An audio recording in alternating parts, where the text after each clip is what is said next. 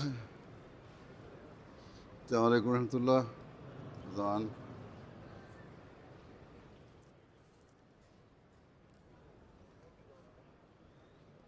الله أكبر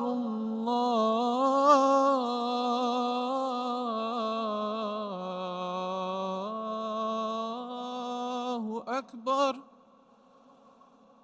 الله أكبر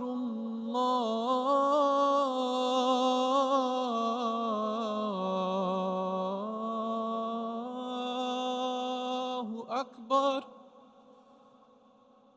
أشهد أن لا إله إلا الله.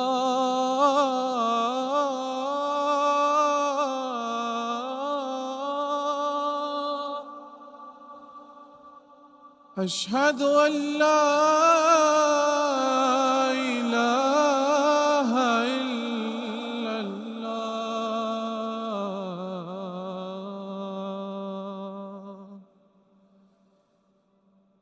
أشهد أن محمدًا رسول الله.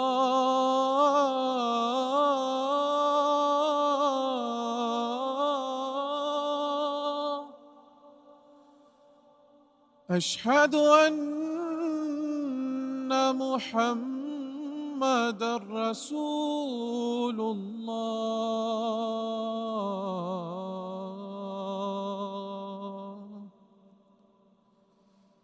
حي على الصلاة.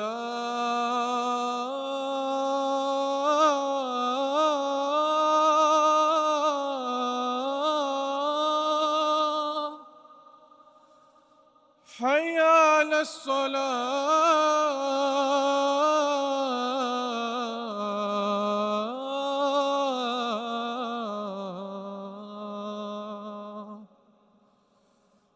حي على الفلاح.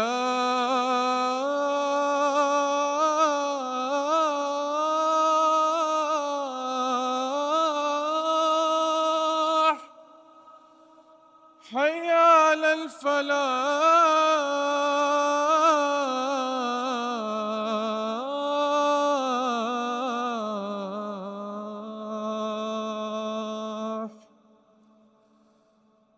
الله أكبر الله أكبر. لا إله إلا الله.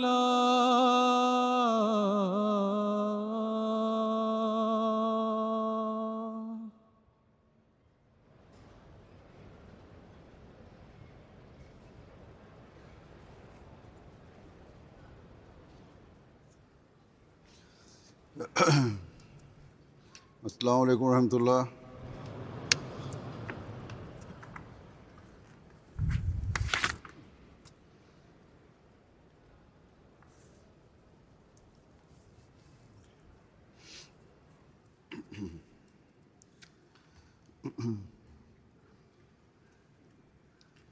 أشهد أن لا إله إلا الله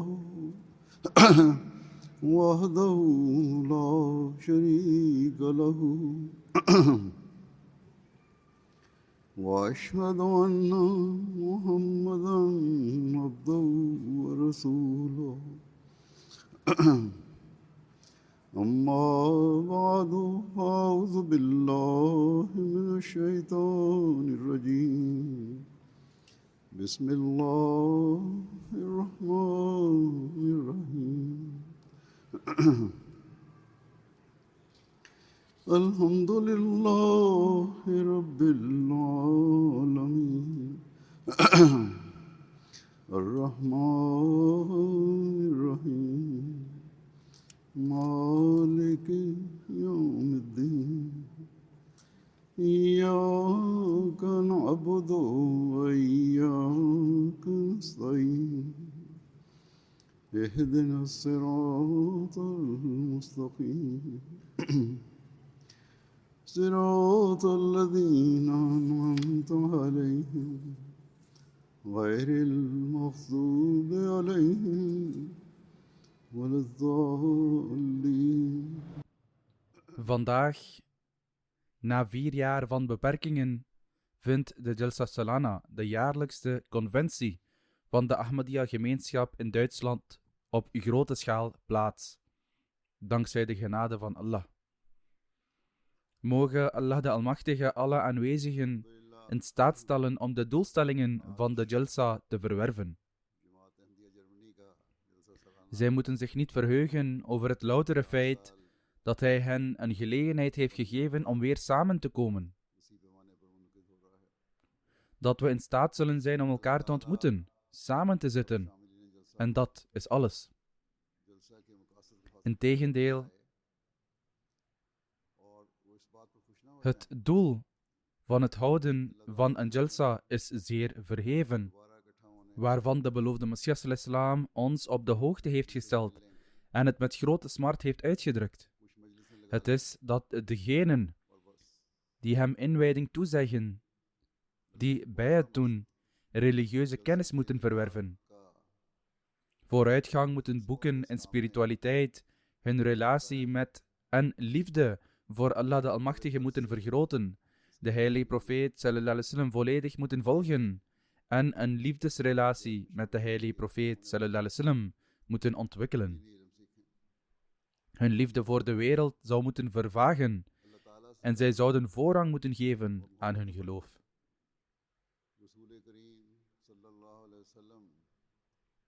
De beloofde Messias alayhi salatu wassalam verklaart bij een gelegenheid: het moet duidelijk zijn voor al die oprechte individuen die trouw beloven aan deze nederige dienaar, dat het doel van de inwijding is, namelijk het doel van de bijt is dat de liefde voor de wereld afneemt en dat de liefde voor jullie welwillende meester en de heilige profeet sallallahu alaihi wasallam de overhand krijgt. Daarom moeten degenen die inwijding in de beloofde Messias alayhi salam beloven, eerst en vooral proberen om gerekend te worden tot de toegewijden die overweldigd worden door de liefde voor Allah de Almachtige en zijn boodschapper sallallahu alaihi wasallam.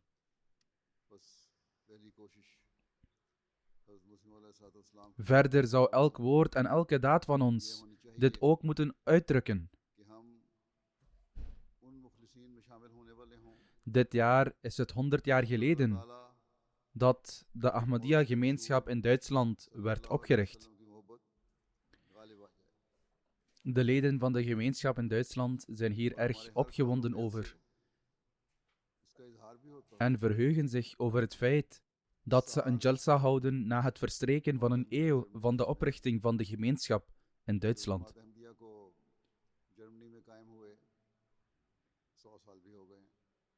Veel mensen uiten hun blijdschap. Dit is zeker een vreugdevolle gelegenheid, omdat 100 jaar geleden Allah de Almachtige de prachtige boodschap van de islam naar dit land bracht, door middel van de beloofde Messias alayhi salatu wassalam. In feite had de boodschap hier al bereikt tijdens het leven van de beloofde Messias alayhi salam. Het is dus meer dan 100 jaar geleden dat de boodschap hier aankwam. Maar daarnaast moeten we ook kijken naar en nadenken over wat we in deze 100 jaar hebben bereikt.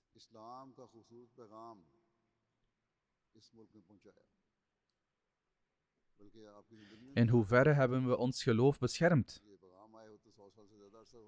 Toen de gemeenschap hier werd opgericht, waren er maar een paar mensen. Toen veranderde de situatie in Pakistan en in de rest van de wereld. En veel Ahmadis kwamen naar dit land en vestigden zich hier. Zij kwamen hier omdat zij Ahmadis waren.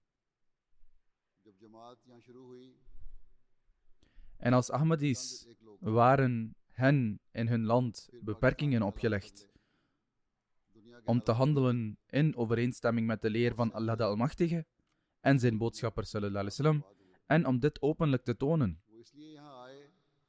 Daarom zouden zij, nadat zij hier waren gekomen en de religieuze vrijheid hadden gekregen om openlijk de leerstellingen van hun geloof te volgen,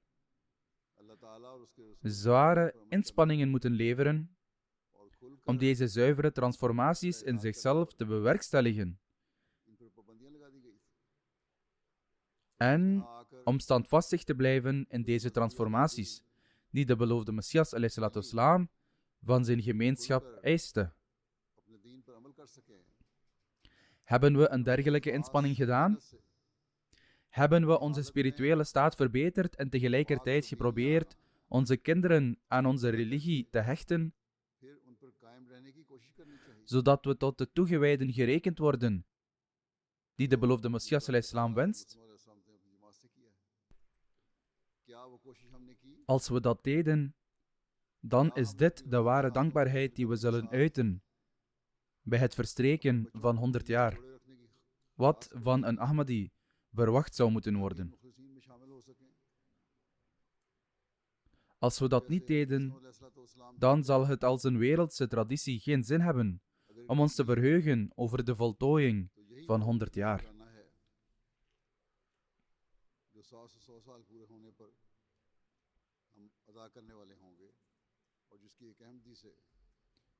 Bij talloze gelegenheden heeft de beloofde Messias ﷺ degenen die trouw aan hem zweren een richtlijn gegeven over hoe zij zuivere en revolutionaire veranderingen in zichzelf teweeg bewerkstelligen. En heeft hij hen leiding gegeven. Als we werkelijk behoren tot degenen die toegewijd zijn aan zijn trouw, dan moeten we voortdurend over deze dingen nadenken en dan onze woorden en daden daaraan afmeten om te bepalen in hoeverre we het doel nakomen.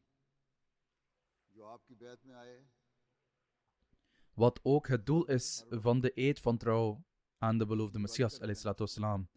Zijn we ons doel vergeten nadat we naar dit ontwikkelde land zijn gekomen? Hebben de verlokkingen van de wereld ons het doel van het trouwzweren doen vergeten?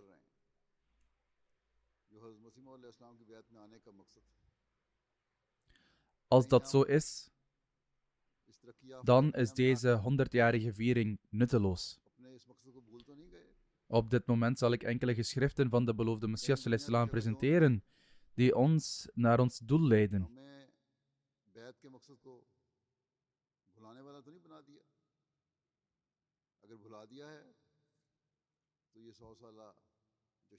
Ten eerste zal ik een uittreksel van de beloofde Messias ﷺ presenteren, waarin hij uitlegt wat onze belofte van trouw van ons eist. Hij verklaart: denk niet dat alleen het beloven van trouw God behaagt. Dit is slechts het omhulsel, namelijk de buitenste laag. De essentie ligt binnen. De wet van de natuur is over het algemeen zo dat er een buitenste schil is, waarbinnen de essentie ligt. De schil heeft geen waarde. De essentie is wat gebruikt wordt. Er zijn sommigen in wie geen essentie overblijft, en die worden als een hol kippenei, dat geen dooier of wit bevat, en dus nergens voor gebruikt kan worden, en weggegooid wordt, als een nutteloos ding. Misschien wordt het maar een paar minuten gebruikt als iets voor kinderen om mee te spelen. Hetzelfde geldt voor iemand die trouw zweert en aanspraak maakt op geloof, maar de essentie van beide dingen niet in zich heeft. Hij zou bang moeten zijn dat hij, net als een hol ei, uitglijdt, valt en in stukken uiteenvalt en vervolgens wordt weggegooid. Dit is precies de toestand van degenen die zich distancieren van deze gemeenschap. Hij zegt: evenzo zou iemand die beweert trouw te hebben gezworen en geloof te hebben, moeten onderzoeken of hij slechts een omhulsel is of de essentie. Hij zou zichzelf voortdurend moeten analyseren.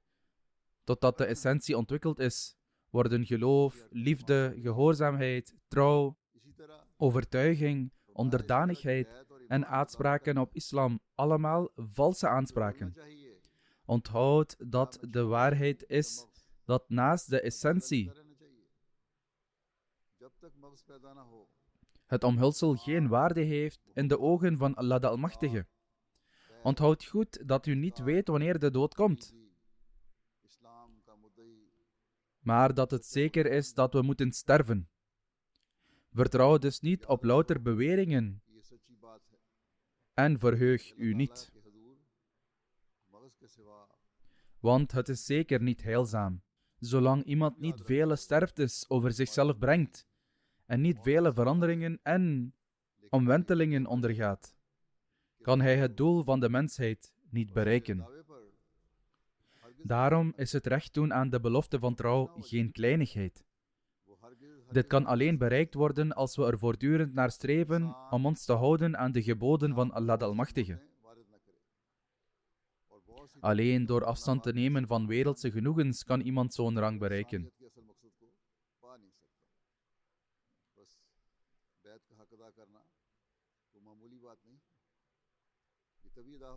In deze wereld leven en toch voorrang geven aan het geloof is de ware jihad, waar we naar moeten streven.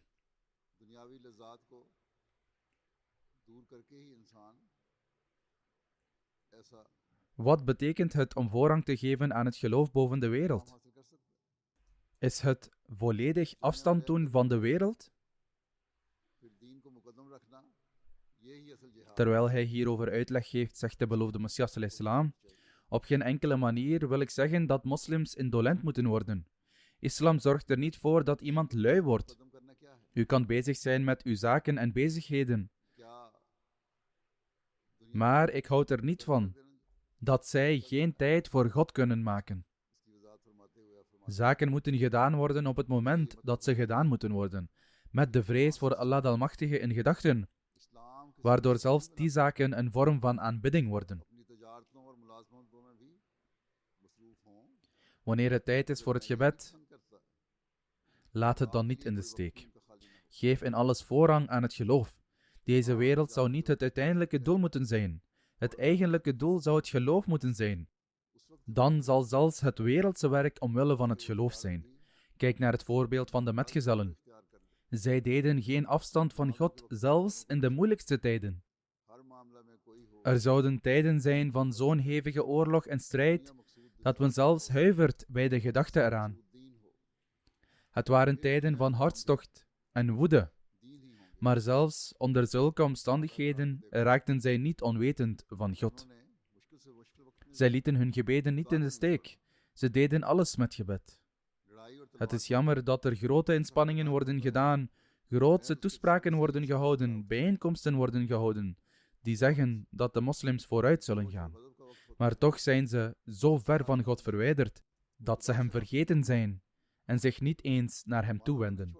Dit is de algemene staat van de moslims.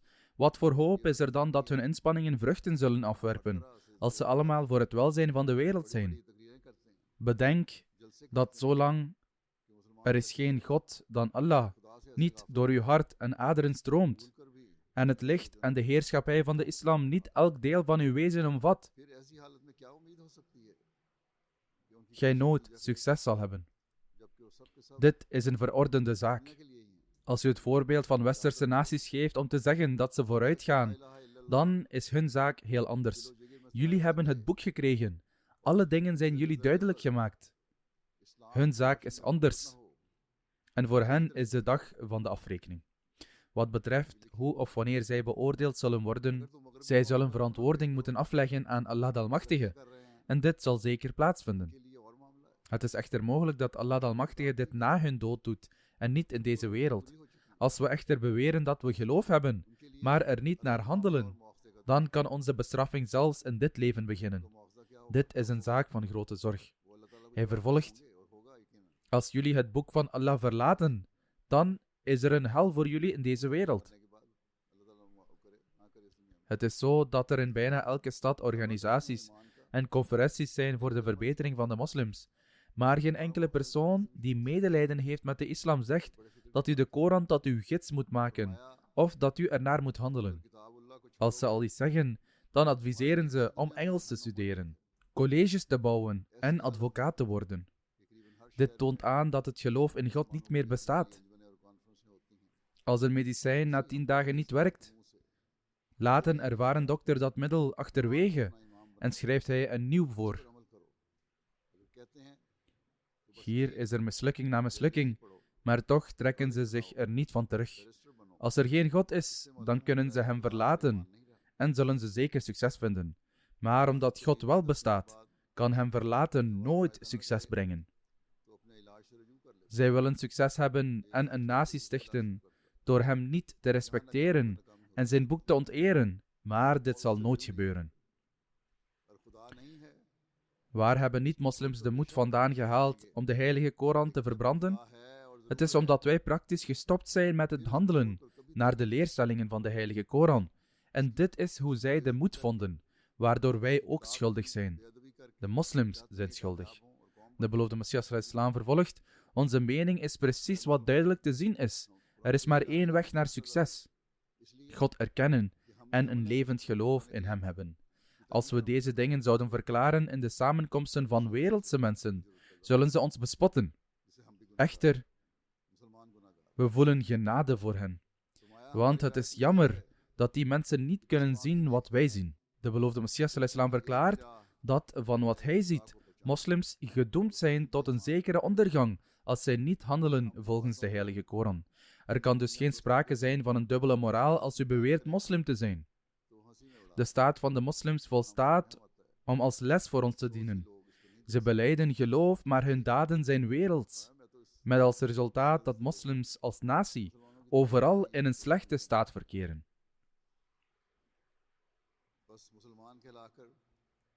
Dit is een zaak die grote aandacht en zorg vereist.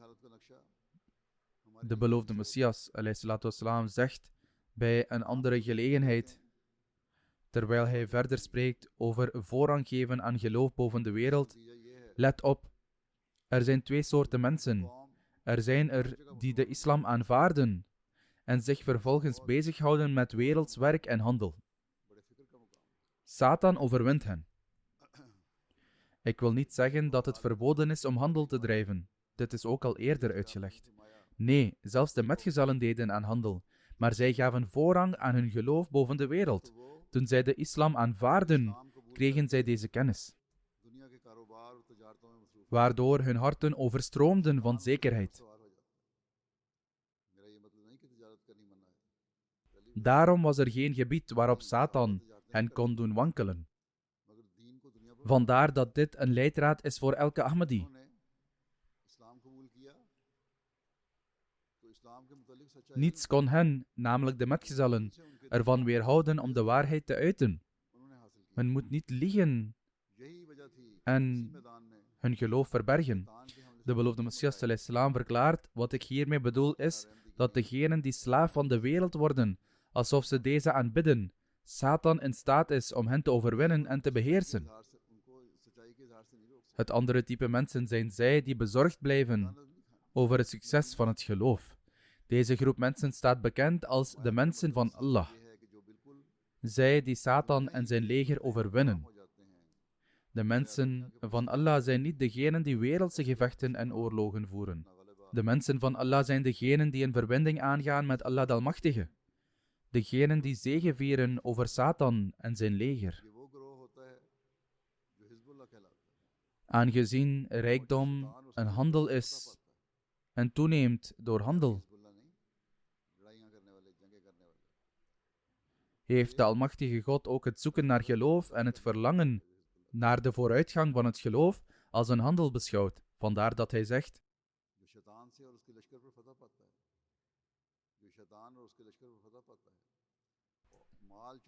zal ik jullie een handel aanwijzen dat jullie zal redden van een pijnlijke bestraffing?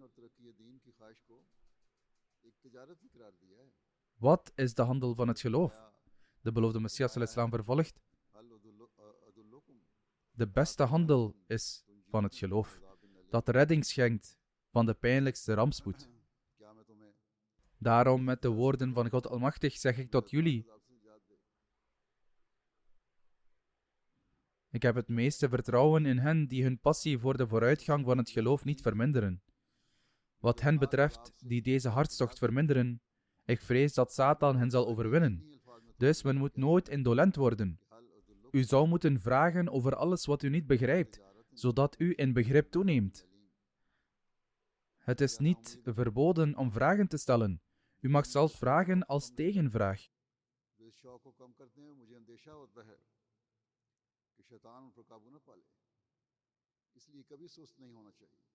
Iemand die intellectuele vooruitgang wenst, moet de Heilige Koran met grote zorg lezen. Wat zij niet begrijpen, moeten zij navragen. Als ze niet in staat zijn om bepaalde concepten te begrijpen, dan moeten ze anderen vragen en zo anderen van dienst zijn. De Heilige Koran is een spirituele oceaan en in de diepten ervan bevinden zich kostbare en onschatbare parels.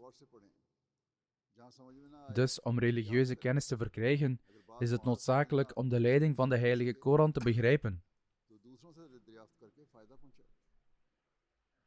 Het is alleen de Heilige Koran die correct kan leiden, en dit is de enige manier die kan leiden naar het geven van voorrang aan geloof boven de wereld. Daarom moeten we analyseren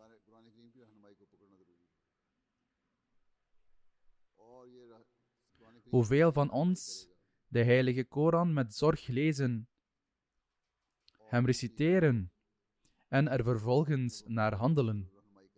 Met betrekking tot het feit dat de Heilige Koran ons grote gunsten heeft geschonken en dat we hem daarom met grote zorg en aandacht moeten lezen, zegt de beloofde Messias ﷺ.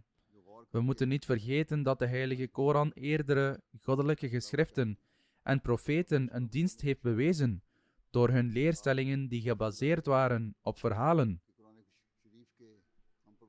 te veranderen in leerstellingen die gebaseerd waren op feiten. Ik zeg naar waarheid dat niemand alleen op deze verhalen en verslagen kan vertrouwen totdat zij de Heilige Koran lezen. Het is enkel de pracht van de Heilige Koran. Innahu laqawlun faslun wa ma huwa bil hazl. Dat wil zeggen, het is een beslissend woord en bevat niets ijdel.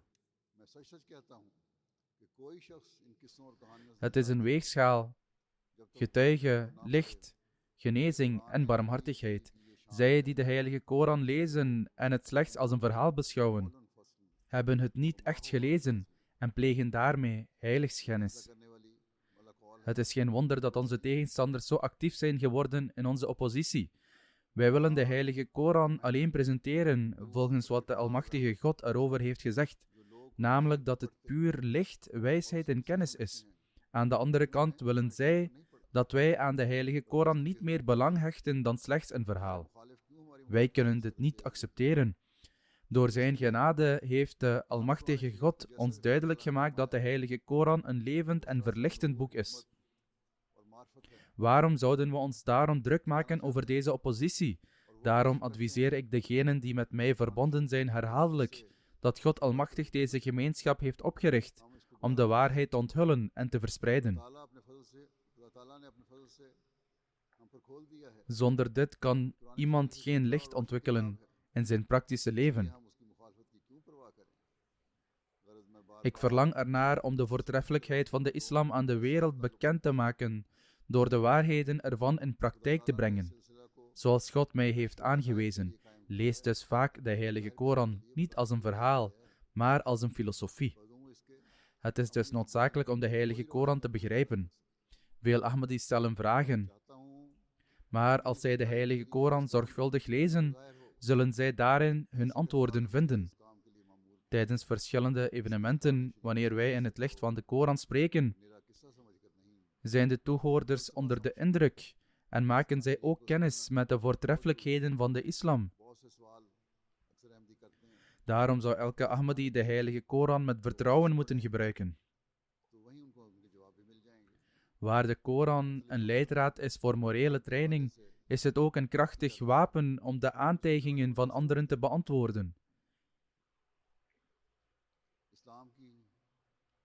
Het belangrijkste aspect van voorrang geven aan het geloof boven de wereld is dat men een relatie met de Almachtige God moet ontwikkelen. Wanneer iemand vertrouwd raakt met de religieuze geboden, moet hij ook een relatie hebben met degene die deze geboden gaf. दीन को दुनिया पर मुकद्दम करने वाले के लिए सबसे अहम बात यह है कि इसका खुदा ताला से भी ताल्लुक पैदा हो जाए. Wanneer iemand vertrouwd raakt met de religieuze geboden, moet hij ook een relatie hebben met degene die deze geboden gaf. Hij moet een relatie ontwikkelen met God Almachtig en deze relatie wordt gevestigd door aanbidding. In de islam zijn de dagelijkse gebeden de grootste vorm van aanbidding. Iedere Ahmadi zou zichzelf en het niveau van hun gebeden moeten evalueren. Als we onze normen op dit gebied verbeteren en een relatie met Allah de Almachtige aangaan, alleen dan zullen we waar geluk bereiken.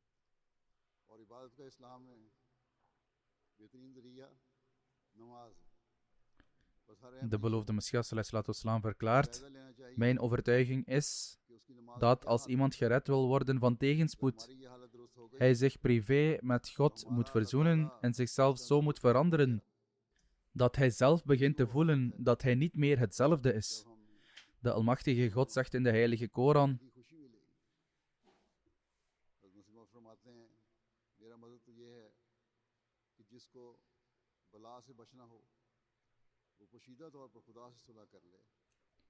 dat is, voorwaar, Allah verandert de toestand van een volk niet, totdat zij datgene veranderen wat in hun hart is. De beloofde Messias sallallahu alaihi wasallam verklaart verder: het fundament van een ware godsdienst is het geloof in God. En het geloof in God vereist ware kuisheid. Dat wil zeggen, men moet God vrezen. De Almachtige God laat degenen die rechtschapen zijn nooit in de steek. Hij zendt hulp voor hen uit de hemel. Engelen dalen neer om hen te helpen. Wat is er groter dan het feit dat een rechtschapen persoon wonderen kan verrichten, als iemand zich reinigt voor de Almachtige God en alle daden en handelingen laat varen die zijn ongenoegen oproepen, dan zal al zijn werk met zegen worden voltooid. Ons geloof is gebaseerd op hemelse werken. Ons werk zal alleen voltooid worden door goddelijke werken en niets anders. Het is waar dat als iemand God vindt, de tegenstand van de hele wereld hem geen kwaad kan doen.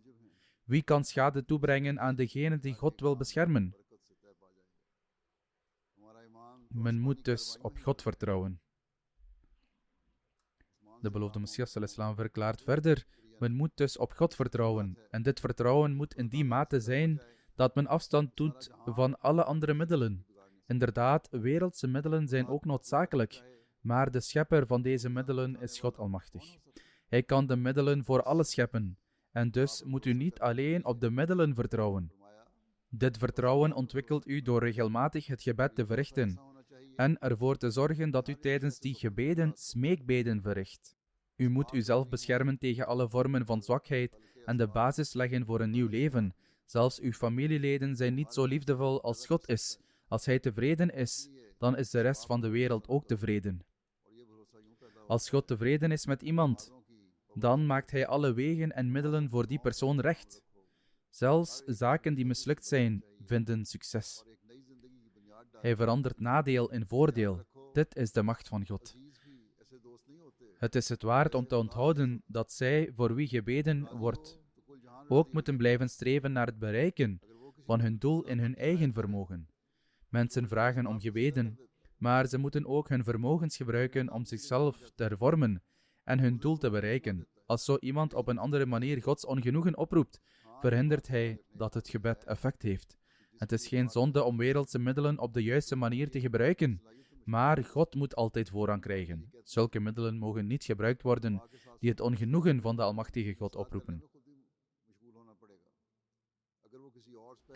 Terwijl hij de reden en oplossing noemt van het niet ervaren van plezier tijdens de gebeden, zegt de beloofde Messias sallallahu alaihi wasallam: ik heb waargenomen dat de mensen nalatig zijn in het gebed, omdat zij zich niet bewust zijn van het plezier en de verrukking die Allah de Almachtige erin heeft gelegd.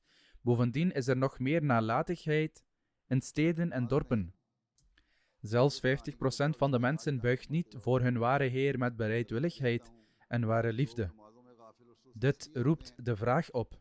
उनको इस लज्जत और सुरूर से इत्ला नहीं। Waarom zijn zulke mensen zich niet bewust van de plezier? बड़ी भारी वजह इसकी En waarom hebben ze het nooit ervaren? गाँव में तो और भी Andere geloven hebben dergelijke geboden 100 niet. 50वां हिस्सा भी Heeft u gezien wanneer mensen bezig zijn met hun werk en de muaddin de oproep tot het gebed doet? Sir नहीं De mensen willen de oproep tot het gebed niet eens horen, alsof hun harten pijn doen bij de gedachte dat ze nu naar het gebed moeten gaan. Zulke mensen zijn zielig. Er zijn hier zulke mensen wiens winkels zich onder de moskeeën bevinden en toch gaan zij nooit staan voor het gebed. Ik wil dus zeggen dat jullie met veel pijn en hartstocht tot de Almachtige God moeten smeken, dat Hij jullie een keer het genot van het gebed laat proeven, zoals Hij jullie heeft laten genieten van vruchten en andere dingen. U zal onthouden wat u proeft. Merk op dat als iemand een mooi iemand met verrukking aanschouwt, hij zich die persoon heel goed herinnert. Als iemand daarentegen iemand afzichtelijk en waanzinwekkend ziet, dan blijkt zijn reactie en toestand uit zijn uitdrukking. नमाज और इबादत का भी एक बार मजा चखा दे। Inderdaad, als iemand geen verwantschap heeft, dan herinnert hij zich helemaal niets. Evenzo beschouwen degenen die het niet verrichten het gebed als een straf die iemand onterecht dwingt om 's ochtends op te staan, in de kou de wassing te verrichten, het comfort van zijn slaap te verlaten en allerlei ontberingen te doorstaan. De waarheid is dat zo iemand een afkeer van het gebed heeft, die hij niet helemaal begrijpt. Hij is zich niet bewust van het plezier en de troost die het gebed heeft. Dus hoe vindt u plezier in het gebed? Ik heb gemerkt dat wanneer een alcoholist of een drugsverslaafde geen plezier vindt, hij doorgaat met het ene na het andere drankje te drinken, totdat hij bedwelmd is. Een intelligent en deugdzaam persoon kan hier zijn voordeel mee doen, फिर वो नमाज में लज्जत क्यों कर हासिल हो? फिर नमाज door consequent te bidden, totdat hij plezier vindt. और नशेबाज इंसान को Net zoals een alcoholist een plezier in zijn geest oproept, पीता जाता है।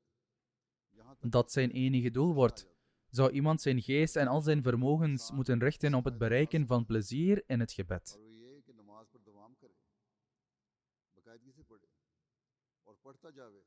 यहाँ तक Dan zou men op zijn minst een hartstochtelijk en oprecht gebed moeten produceren, op zoek naar dat plezier met hetzelfde niveau van pijn, rusteloosheid en wanhoop als een drugsverslaafde. Ik zeg met volle waarheid en overtuiging dat u daardoor dat plezier zult bereiken. Daarna, terwijl men het gebed verricht, kan men ook de voordelen die hij wenst te verkrijgen in gedachten houden, en dat hij goede werken moet verrichten. Dat wil zeggen, goede werken verdrijven slechte daden. Dus, terwijl men bidt, moet men dit genot en deze goede werken in zijn hart houden en smeken dat hij in staat is om te bidden zoals de waarachtigen en de deugdzamen. God heeft gezegd,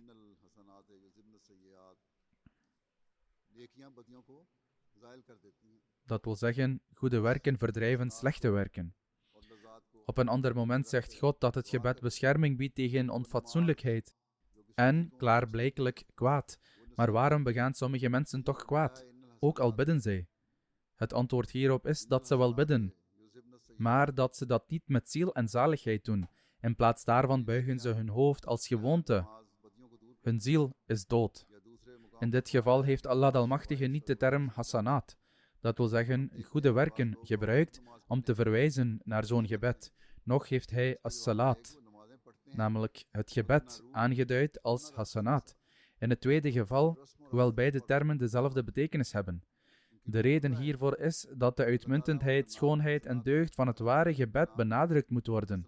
Met andere woorden, alleen zo'n gebed dat doordrongen is van een geest van oprechtheid en in staat is om goddelijke genade af te leiden, kan het kwaad verdrijven. Gebed van deze standaard verdrijft het kwaad zeer zeker. Bidden is niet alleen maar zitten en opstaan. De essentie en ziel van het gebed is een smeekbede die plezier en verrukking bezit. Daarom moeten we onszelf evalueren. Ontlenen we plezier aan onze gebeden? Zijn we alleen afhankelijk van wereldse middelen? Houden we onze gebeden echt in ere en vervullen we de rechten van onze belofte van trouw? Voldoen we aan ons doel? Zo niet, dan is dat zorgwekkend. Dan, terwijl hij onze aandacht vestigt op het uitblinken in kennis en begrip, het beschermen tegen de aanvallen van Satan En hoe de relatie tussen een spirituele leider en zijn discipel zou moeten zijn, zegt de beloofde Messias ﷺ. De relatie tussen een spirituele leider en zijn discipelen kan vergeleken worden met de relatie tussen een leraar en leerling. Net zoals een student voordeel heeft van zijn leraar, heeft een discipel voordeel van zijn spirituele leider.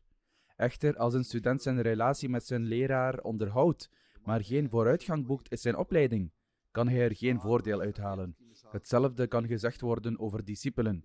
In deze gemeenschap moet u dus vooruitgang boeken in uw kennis en begrip nadat u een relatie hebt opgebouwd.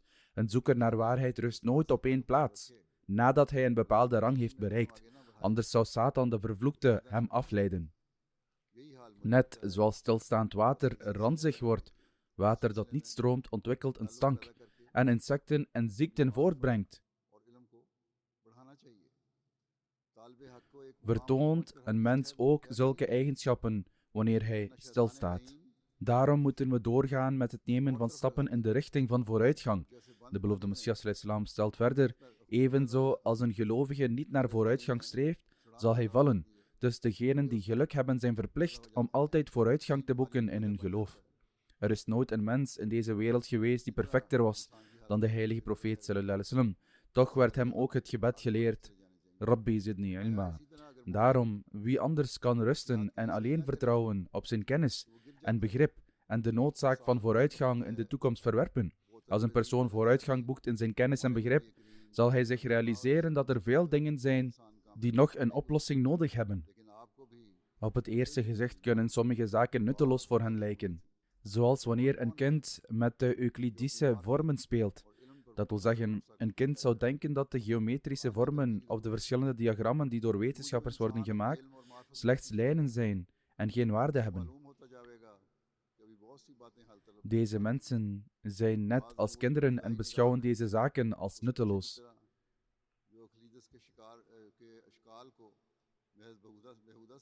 Deze mensen zijn net als kinderen en beschouwen deze zaken als nutteloos. Toch zullen ze uiteindelijk inzien dat deze dingen de waarheid zijn. Wanneer ze opgroeien en inzicht krijgen, zullen ze weten dat deze zaken inderdaad heel belangrijk zijn. Hoe belangrijk is het dan voor iemand om naar alles te handelen om in kennis toe te nemen, naast zichzelf te transformeren?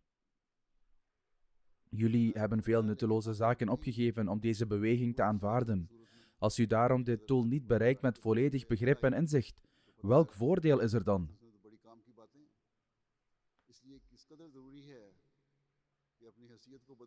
Hoe kan u uzelf overtuigen en kennis versterken?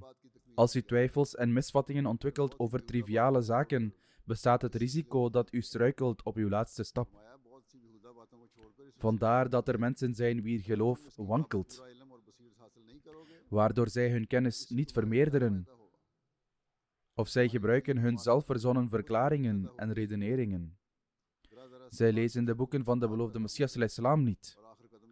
Als we aandacht besteden aan onze religieuze kennis, zullen we ook ons geloof in het bestaan van Allah Almachtig ontwikkelen.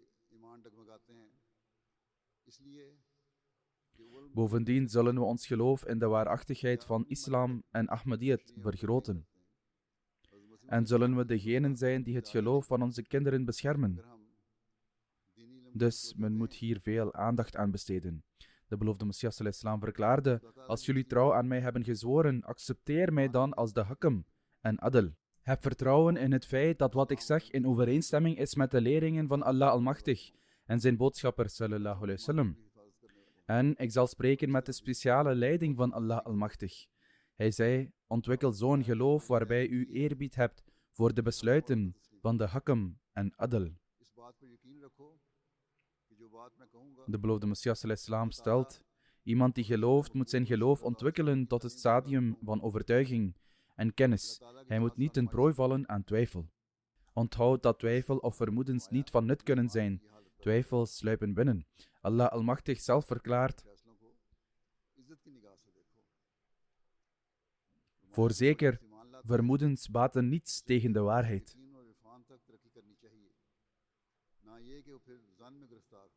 De waarheid is uiteindelijk de waarheid. De waarheid wordt niet verborgen als er twijfels ontstaan. Het is overtuiging. die een persoon succesvol kan maken. Zonder overtuiging kan er niets gebeuren. Als een persoon over alles begint te twijfelen, dan zou hij misschien niet in staat zijn om ook maar een moment in de wereld te overleven. Ze zouden zelfs beginnen te twijfelen aan elke wereldse aangelegenheid. Dus neem dat als voorbeeld. Ze zouden geen water kunnen drinken, omdat ze denken dat er vergif in zit. Ze zouden niet in staat zijn om voedsel uit de winkels te eten, denkend dat het iets zou kunnen bezitten dat hen zou doden. Hoe kan iemand dan overleven? Dit is een algemeen voorbeeld. Zij die geneigd zijn te twijfelen en te gissen, maken hun leven ondraaglijk als ze op deze manier blijven denken. Men moet er ook voor zorgen dat zulke twijfels zich niet ontwikkelen in spirituele zaken. Hij zegt dan, evenzo kan men hier voordeel uithalen in spirituele zaken. Denk bij uzelf na en neem een besluit in jullie harten of jullie trouw aan mij hebben gezworen en mij hebben geaccepteerd als de beloofde Messias, Hakam en Adl. Als jullie na deze overtuiging verdriet of angst hebben over mijn beslissingen of handelingen, dan moeten jullie je zorgen maken over jullie geloof. Geloof dat gevuld is met twijfels kan niet tot enig goed leiden. Echter, als u van ganser harte geaccepteerd hebt dat de beloofde Messias werkelijk de Hakam is, leg dan uw wapens neer bij zijn beslissingen en handelingen en heb eerbied voor zijn uitspraken, zodat u gerekend wordt tot degenen die de gezegende instructies van de heilige profeet sallallahu alaihi wasallam eren en respecteren. De getuigenis van de heilige profeet sallallahu alaihi wasallam is voldoende en hij verzekert dat hij jullie imam zal zijn en de Hakam en Adl. Als u hierdoor niet verzekerd bent, wanneer kan u dat dan wel zijn? Het kan nooit goed of gezegend zijn dat iemand geloof heeft, maar tegelijkertijd twijfels in zijn hart koestert. Als ik niet waarheidsgetrouw ben, ga dan op zoek naar een waarheidsgetrouwe, maar weet dat u op dit moment geen andere waarachtigen zult vinden. En als jullie geen andere waarachtigen vinden, dan vraag ik slechts om de rechten die de heilige profeet sallallahu alaihi wasallam mij heeft gegeven. Zij die mij hebben verworpen en zij die mij beschuldigen, hebben mij niet erkend.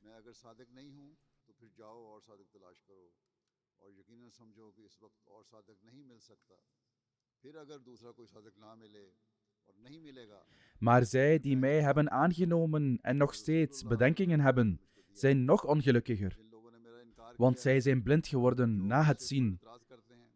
In werkelijkheid zijn de tijdgenoten ook degenen die iemands rang verlagen.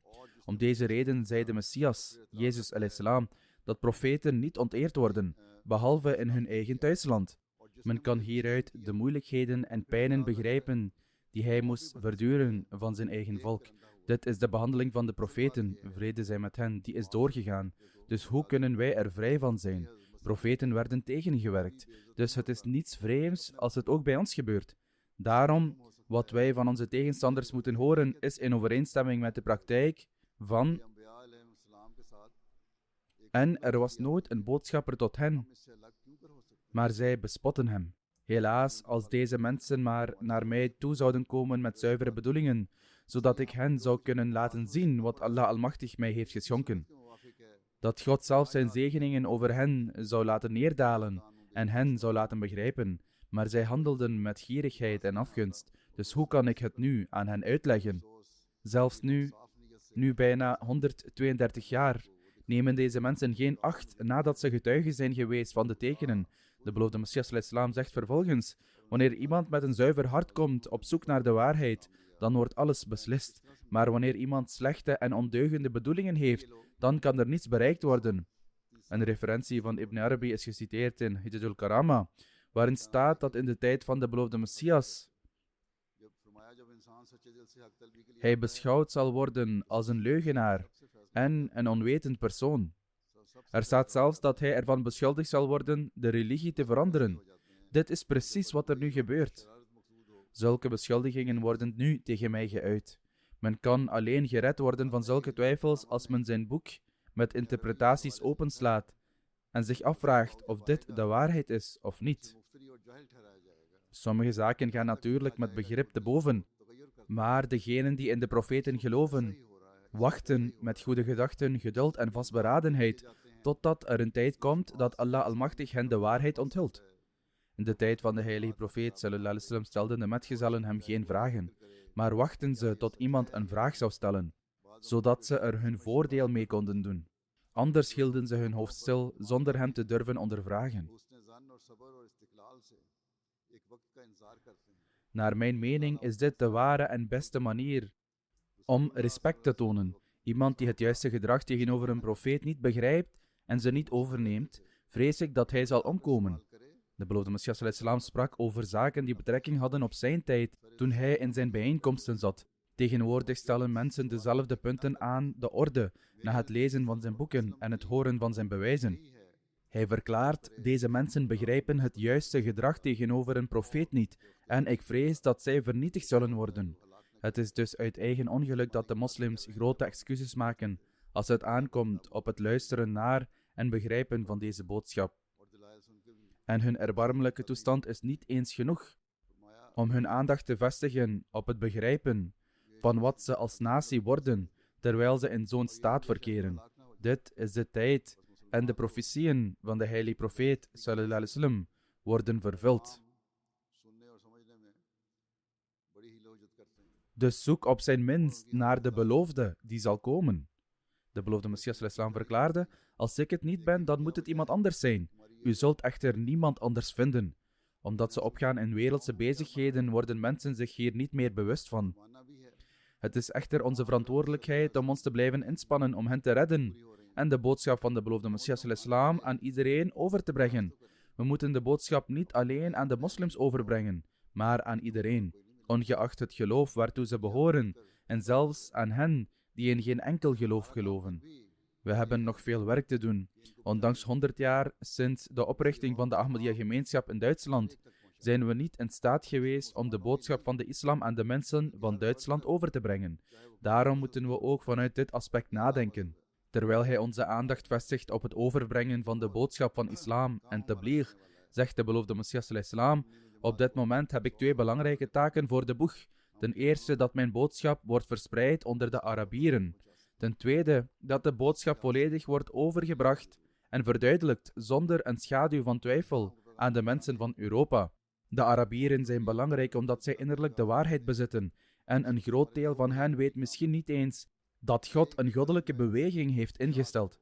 Dit is vandaag de dag ook het geval en onze boodschap heeft niet elke Arabier bereikt, ook al zijn de inspanningen in dit opzicht sterk toegenomen in vergelijking met vroegere tijden. Zelfs wanneer het bereikt is het te wijten aan de tegenstanders die ons als Qadianis bestempelen, uit spot met de naam van de beloofde Messias ﷺ, en ons op deze manier in de wereld en bij hun volk hebben geïntroduceerd, en de mensen allerlei leugens en onwaarheden over de beloofde Messias ﷺ hebben verteld. Zij hebben de boodschap alleen vanuit hun perspectief overgebracht. Als wij geïntroduceerd zijn, dan is het door onze tegenstanders. Maar we hebben onze boodschap niet goed genoeg geïntroduceerd. Hoe dan ook, de beloofde Messias ﷺ gaat verder. Het is mijn verantwoordelijkheid om deze boodschap aan hen over te brengen. En als ik dat niet doe, zal ik schuldig zijn aan zonde. Op dezelfde manier verdienen de mensen van Europa het om te weten waar ze zich vergist hebben. Ze hebben een mens vergoddelijkt en zich zo van de ware God verwijderd. De staat van Europa is werkelijk een weerspiegeling geworden van het volgende. Dat is, hij neigde naar de aarde. Over het algemeen houden mensen zich met niets anders bezig dan met wereldse bezigheden. Sommige van onze mensen, vooral de jongeren, raken onder de indruk van hun materiële vooruitgang. Het is echter niet nodig om onder de indruk te raken. In feite zouden ze hen moeten vertellen dat het pad waarop ze zich bevinden hen naar de ondergang zal leiden. We moeten tot hen prediken. De beloofde Messias ﷺ verklaart verder: er worden allerlei uitvindingen en ontwikkelingen geproduceerd. Dat wil zeggen in westerse landen en ontwikkelde naties. Men moet echter niet verbaasd zijn over het feit dat Europa vooruitgang blijft boeken in de wereldse kunsten en wetenschappen. Het is een principe-kwestie dat wanneer de deuren van hemelse kennis voor een volk gesloten zijn, hun gedachten rond aardse, namelijk rond wereldse zaken, beginnen te draaien. Het is nooit zo geweest dat profeten kwamen en vervolgens nieuwe machines ontwierpen, of dat hun inspanningen of strijd alleen gewijd waren aan het overbrengen van wereldse uitvindingen. Dit moet diep geworteld zijn in de gedachten van iedereen, dat we Ahmadiyyat niet hebben aanvaard om enig werelds voordeel te bereiken, maar dat we Ahmadiyyat hebben aanvaard om een levende relatie met God Almachtig te vestigen. Dit is de boodschap die we moeten overbrengen aan de mensen van de wereld. Dit is wat ons leven in deze wereld en in het hiernamaals zal hervormen. Terwijl hij het doel van zijn komst noemde, verklaarde de beloofde Messias ﷺ: het doel van mijn komst is het verspreiden van tawhid, namelijk geloof in de eenheid van God, moraal en spiritualiteit. Tawhid betekent dat u gelooft dat God uw doel is, uw geliefde en degene aan wie u volledige gehoorzaamheid toont, en om u te onthouden van de voor de hand liggende vormen van shirk, afgoderij, en ook van de subtielere vormen, zoals het vertrouwen op wereldse middelen, en ook om uzelf niet te beschouwen als iemand die een bepaalde betekenis heeft.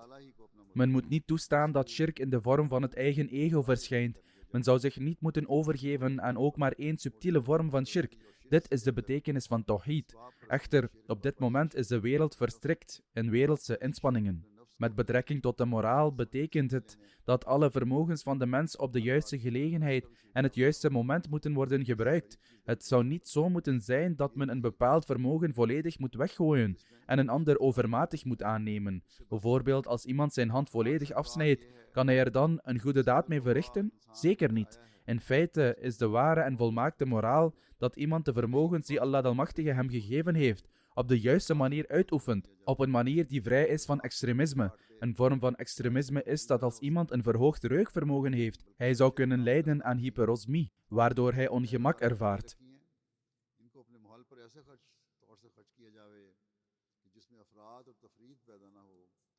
Er zijn mensen met een extreem scherpe reukzin die daardoor hoofdpijn krijgen. Op dezelfde manier zijn er geuren die verschillende soorten kwalen kunnen veroorzaken. Dus men zou moeten bidden dat Allah Almachtig het mogelijk maakt om in een evenwichtige staat te blijven en u te beschermen tegen elke vorm van ziekte, inclusief spirituele kwalen. De beloofde Messias ﷺ verklaart: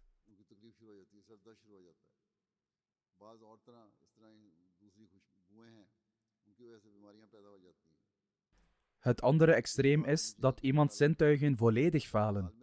Een evenwichtige staat is dat iemands zintuigen functioneren in hun juiste tijd en gelegenheid. En dit is de staat waarin iemands moraal ware morele kwaliteiten worden.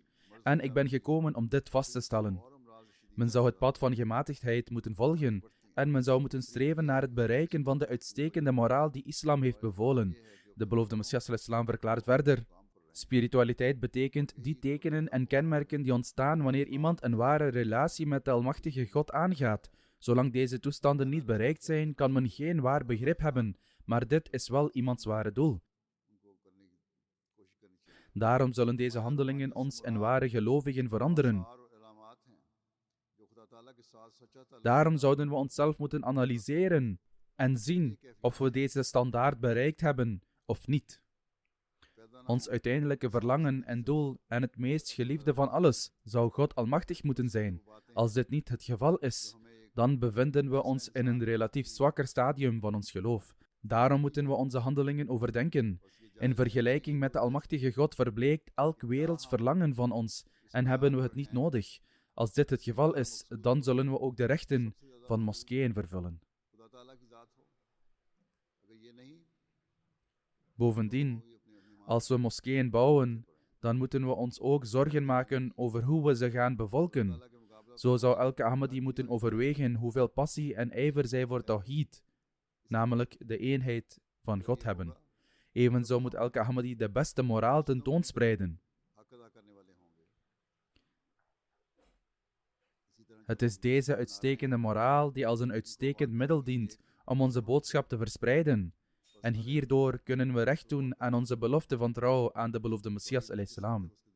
In de moskee-openingen waar ik naartoe ga, zeggen de mensen die bekend zijn met Ahmadis, dat Ahmadis een goede moraal hebben, maar ik heb een tekortkoming gezien. Ondanks deze goede zeden, ondanks dit goed moraal, introduceren zij hen niet op de juiste manier in islam en Ahmadiyyat. Als we het op de juiste manier aan hen introduceren, dan kunnen we de woorden van de beloofde Messias ﷺ vervullen om de boodschap van Ahmadiyyat, de ware islam, aan de mensen van Europa en dit land te verspreiden. Op dezelfde manier moeten we ook onderling een uitstekende moraal tentoonspreiden.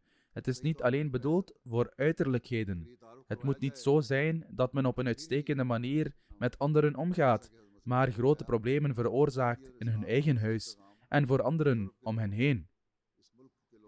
Daarom zijn dit de dingen die we in gedachten moeten houden met betrekking tot een uitstekende moraal en gedrag. De beloofde Messias sallam kwam in ondergeschiktheid aan de heilige profeet sallallahu alaihi wasallam, om juist deze zeden, om juist dit moraal in ons te vestigen. De beloofde Messias sallam zei dat men het resultaat van zijn spiritualiteit kan peilen en zijn spiritualiteit kan ontwikkelen wanneer men de hoogste rangen bereikt van het vervullen van de rechten van Allah en het vervullen van de rechten van de mensheid. Wanneer onze eigen mensen en anderen de schoonheid in ons zien, als onze kinderen deze lessen van ons leren, dan kunnen we zeggen dat we deze rang hebben bereikt. Amir Sahib, de nationale president van Duitsland, vroeg me de afgelopen dagen: wat is ons doel voor de volgende eeuw? Ten eerste, de paar dingen die ik heb genoemd omvatten niet alles. Ik heb slechts een paar dingen genoemd waar de beloofde Messias sallam ons naartoe heeft geleid. Hebben we deze allemaal in de afgelopen eeuw bereikt? Hebben we een sterke band met God Almachtig gesmeed? Hebben we een uitstekend niveau van het gebed bereikt? Op gebedstijden zetten we onze wereldse inspanningen aan de kant en gaan we bidden? Of zijn we gefocust op het simpelweg bouwen van moskeeën? Reciteren we regelmatig de Heilige Koran? Zoeken we naar de geboden van de Heilige Koran en proberen we ernaar te handelen? Doen we ons uiterste best om ervoor te zorgen dat onze kinderen gehecht blijven aan hun geloof? Zijn we alleen maar bezig met de seculiere opvoeding van onze kinderen? Of maken we ons ook zorgen voor hun geloof? Hebben onze zeden en omgang met elkaar het niveau bereikt waarop ze lijken op het Koranische vers teder onder elkaar? Laten we een uitstekende moraal zien aan anderen en vertellen we hen over de prachtige leer van de islam? Of tonen we alleen wat goede manieren en beweren we dat we vreedzame mensen zijn?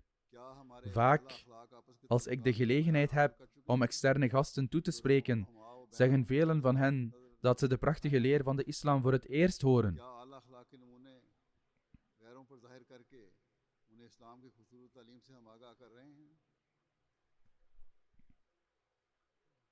Hieruit blijkt duidelijk dat jullie je associaties en moraal niet gebruiken om de boodschap van de islam op de juiste manier te verspreiden. Wat heeft het voor zin om honderdduizenden folders te verspreiden als de mensen niet op de juiste manier kennis maken met de islam? Daarom moeten we eerst onszelf beoordelen om te zien waar we zijn met betrekking tot het vervullen van de rechten van Allah en het vervullen van de rechten van de mensheid. Als men dit bereikt heeft, wat naar mijn mening nog niet bereikt is, en iedereen kan voor zichzelf nadenken en beoordelen, dan hoef ik het niet te vermelden. Wat is dan de noodzaak om een nieuw doel te stellen voor de volgende eeuw? Het doel voor de volgende eeuw is de korte gedragscode die ik noemde in het licht van de leiding die ons door de beloofde Messias sallam is gegeven. We beweren dat we de harten van iedereen zullen winnen. We moeten iedereen overtuigen van de eenheid van God Almachtig en iedereen naar de heilige profeet sallallahu alaihi wasallam toebrengen.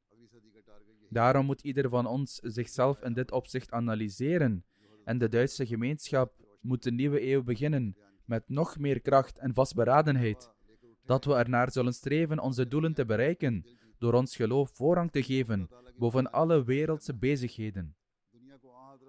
En dat we onze kinderen en nakomelingen zullen adviseren dit voorbeeld te volgen en te zorgen voor hun morele training.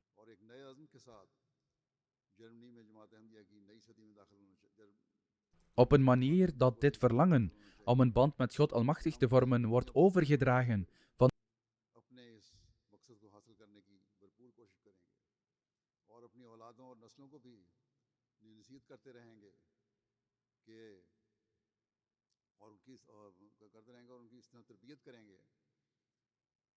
अल्लाह ताला से ताल्लुक ये जाग एक नस्ल से दूसरी नस्ल में लगती चली जाए। अल्लाह ताला हमें इसकी तौफीक अता फरमाए।